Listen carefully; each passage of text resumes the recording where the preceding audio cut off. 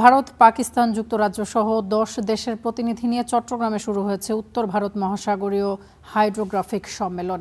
সম্মেলনের বিস্তারিত জানতে যোগ দিচ্ছি সহকর্মী এমদাদুল হকের সঙ্গে। এমদাদুল, ঠিক কখন নাগাদ এই সম্মেলন শুরু হয়েছে এবং এই সম্মেলনের বিষয়ে আরও বিস্তারিত আপনার কাছ থেকে জানতে চাই।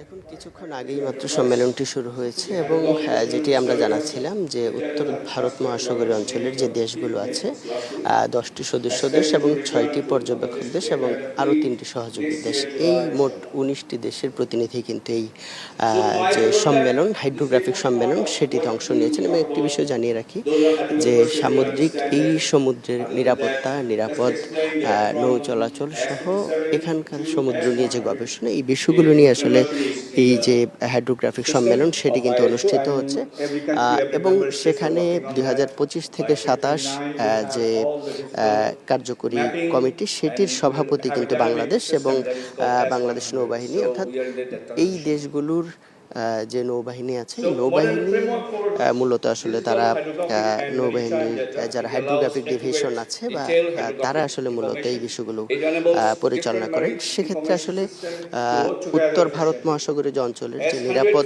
নৌ চলাচল, সামুদ্রিক নিরাপত্তা ও ব্লু ইকোনমি কার্যক্রম জোরদারের লক্ষ্য নিয়ে আসলে 25তম বারের মতো এই আন্তর্জাতিক সম্মেলনটি সেটি কিন্তু শুরু হচ্ছে। সেখানে বিভিন্ন দেশের প্রতিনিধিরা অংশ নিয়েছেন এবং একটু জানিয়ে রাখি যে আন্দামান সাগর থেকে এডেন উপসাগর পর্যন্ত যে উত্তর ভারত মহাসাগরীয় অঞ্চল, সেই অঞ্চলের বাণিজ্যিক জাহাজের নিরাপদ চলাচল নিশ্চিতে এই দেশের জোটগুলো আসলে কাজ করে এবং পাশাপাশি সুনীল অর্থনীতির যে কার্যক্রম ও সংশ্লিষ্ট যে উপকূলীয় অঞ্চল, সেখানেই যে ব্যবস্থাপনা, সার্বিক ব্যবস্থাপনা, সেই বিষয়গুলো নিয়েও কিন্তু আসলে তারা কাজ করে। এবং সেখানে আমরা যেটি দেখেছি যে এখানে ভারত, পাকিস্তান, বাংলাদেশ, শ্রীলঙ্কা, ইন্দোনেশিয়া, সৌদি আরব, যুক্তরাজ্য, মিশর, এই দেশগুলো হচ্ছে মূল সদস্য দেশ এবং পাশাপাশি আরও কয়েকটি দেশ তারা আসলে সহযোগী দেশ এবং পর্যবেক্ষক দেশ হিসেবে আছে।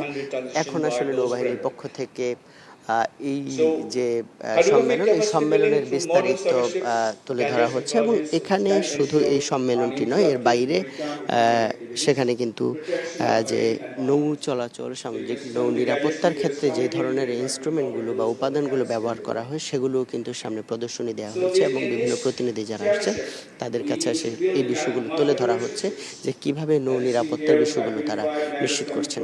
তো এই ছিল, কিছুক্ষণ আগেই মাত্র শুরু হয়েছে। নিশ্চয়ই পরের সংবাদে আরো বিস্তারিত আপডেট নিশ্চয়ই আমরা জানাতে পারবো।